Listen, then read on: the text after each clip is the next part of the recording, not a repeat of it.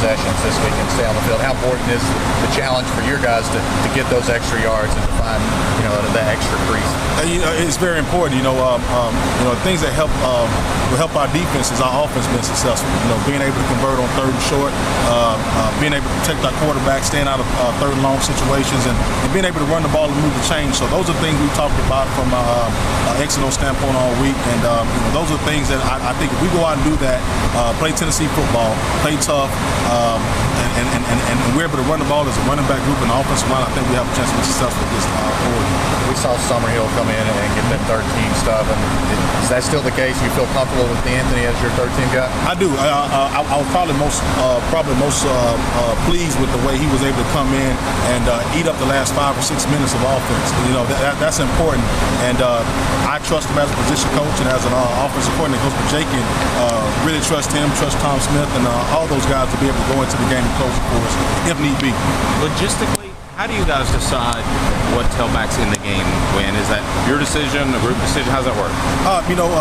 Coach Jake just leaves it up to the position guys. I base it off of what the guys do during the week.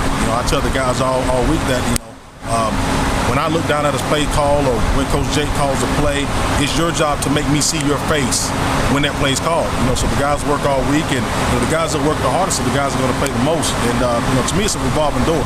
It's what have you done for us lately type deal. It's not a promise deal where if you started last game, you're going to start the next week. So I think that motivates the guys to continue to work hard. But everything that you get on Saturday is earned during the week. You also have to make decisions during games, though. Is that more of a feel thing, or what are some of the things you look for when you're deciding if it's Lane or Neal? Well, if a guy's hot, if a guy's making plays, I obviously we'll give him a chance to keep going. But if he's having a problem making the reads, or he's missing some cuts, and having some problem with protection, hey, the next guy has to be ready to go play.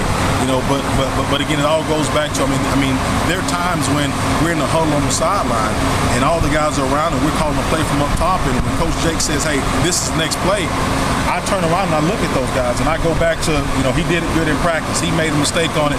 This is the guy I want to go in. So I tell those guys, when I'm looking at you on the sideline, I'm thinking about how you practice that, how you finish your run, who was the best on short yardage situation. So, and I think the guys really believe that, but that's the way I've always been. I want to be able to see you making that play before you make it. Lane was the go-to guy in the second half last week. Does that give you more confidence that he can be that guy going forward? You know what, Lane and Neal, to me, those guys are interchangeable. They really are. Obviously, Ray John's been getting a lot of snaps.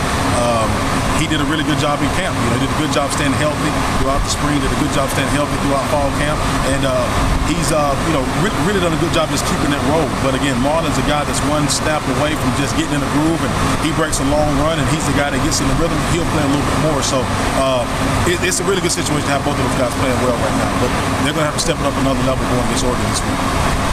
Did Ray John do a better job of kind of getting it right up in the hole, being north and south like you wanted last week? Better job. Those guys are going to get better with every rep. It's a deal where, the first rep, it may not look as good as the seventh rep. So I think as the game went on, offense started going a little bit better. I thought he started making better reads. Both guys did a really good job protection-wise, and hopefully we can continue to build. Week one, I thought we made major strides from week 1 to week 2, and hopefully we can continue making strides going into this week.